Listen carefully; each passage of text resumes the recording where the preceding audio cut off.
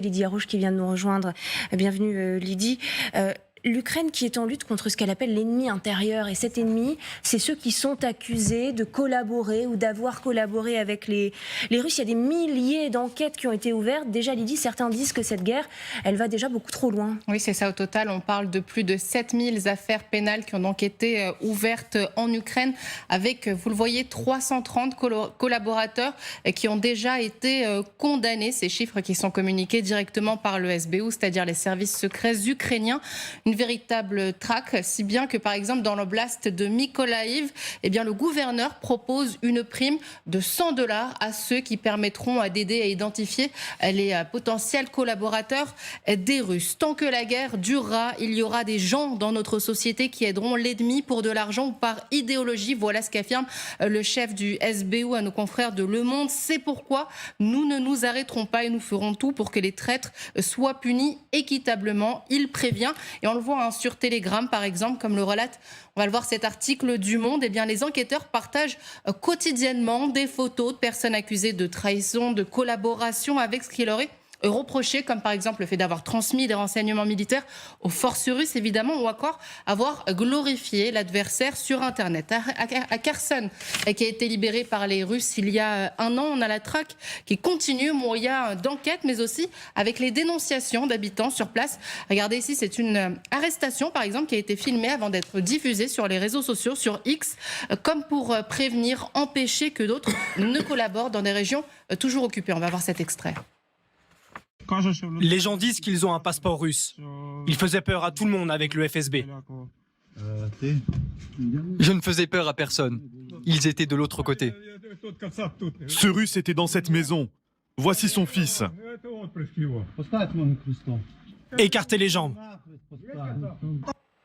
Voilà, ici, vous le voyez, dénoncé par leurs voisins. La dernière arrestation en date, c'est celle de Volodymyr Saldo. C'est un homme politique ukrainien. Il a été condamné à 15 ans de prison. Un ancien conseiller municipal de Kherson. Là aussi, il aurait activement aidé le pays agresseur à nuire à la sécurité de l'Ukraine. C'est ce que nous disent les autorités. Alors, c'est un profil plutôt exposé celui-là, mais le problème aussi, c'est que ces arrestations, elles concernent aussi des personnalités beaucoup plus lambda. Ça se fait sans distinction parfois. Voilà, c'est ça, ces arrestations qui sont permises grâce à 2 articles du Code pénal qui ont été votés un petit peu en urgence en mars 2022.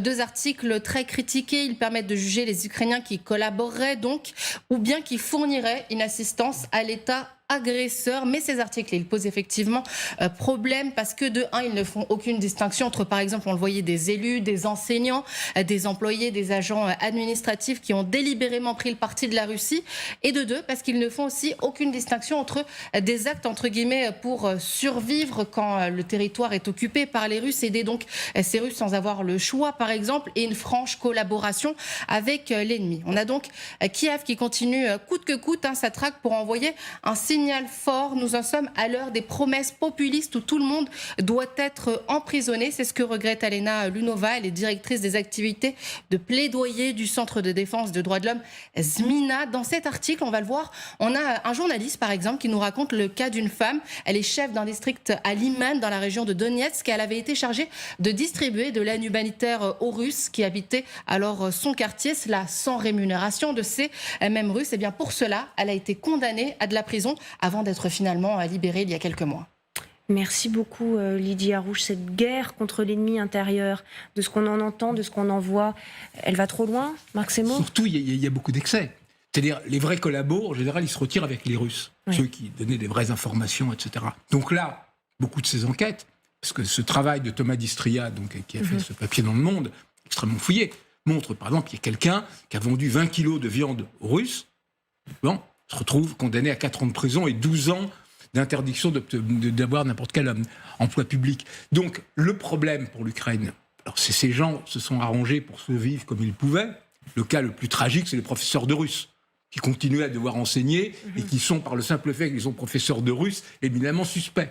Mais l'Ukraine, qui continue à dire à raison qu'elle veut rétablir l'intégrité de son territoire, devra sérieusement se confronter avec cette question. C'est-à-dire, ce sont 200 000 personnes, selon le propre aveu des sources ukrainiennes, qui sont potentiellement visées de fonctionnaires, petits fonctionnaires, qui ont continué vaille que vaille à survivre pendant l'occupation. Et on ne peut pas continuer à aller avec cette loi extrêmement floue qui permet les poursuites les plus abusives. À un moment ou à un autre, il faut que les Ukrainiens pensent comment ils vont réintégrer ces gens qui ne sont pas des collabos notoires et des ennemis Pas notoires. tous, en tout cas, c'est la double peine pour ce peuple qui est ballotté parfois plusieurs fois d'un pays à l'autre depuis le début de cette guerre, ou d'une armée à l'autre depuis le début de cette guerre dans certaines zones de l'Est. Oui. Où on est russe et ukrainien, etc., ce qui complique encore la donne.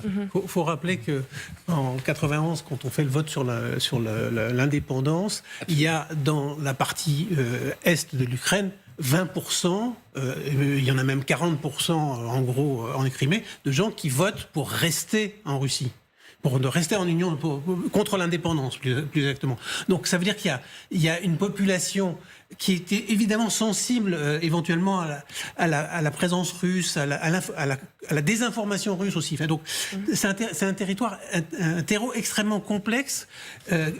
Et dans lequel, après, il y a aussi tous les petits règlements de compte pendant la guerre, comment ça s'est passé, etc. Et d'autant que ça se double du fait que là où les Russes sont venus, il y a eu énormément de violence contre les gens qui faisaient de la résistance.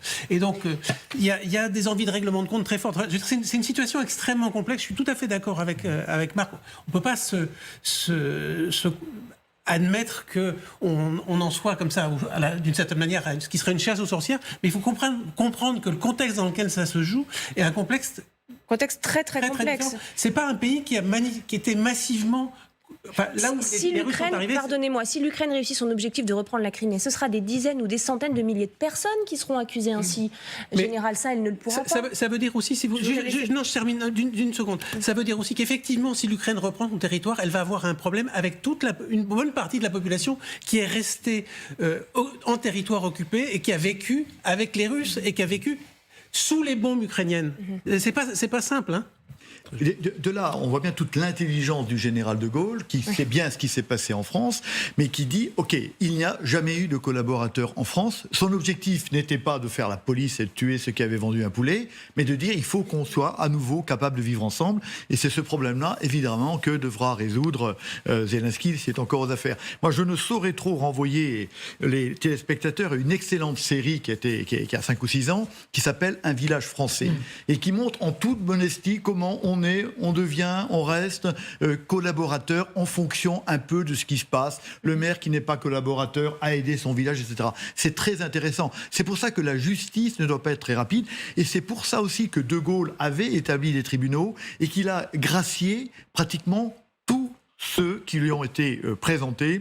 Il les a fait mettre en prison et il a interdit qu'on les fusille immédiatement contre les murs. Oui. Est-ce qu'il y a aussi une difficulté pour l'Ukraine à regarder en face un problème qui est réel et que certains Ukrainiens ont accueilli les Russes, minoritairement peut-être, mais dans certains territoires, littéralement à bras ouverts. Est-ce que c'est aussi lié à cette difficulté-là d'admettre la complexité même de la situation dans ces territoires, et notamment le Donbass ?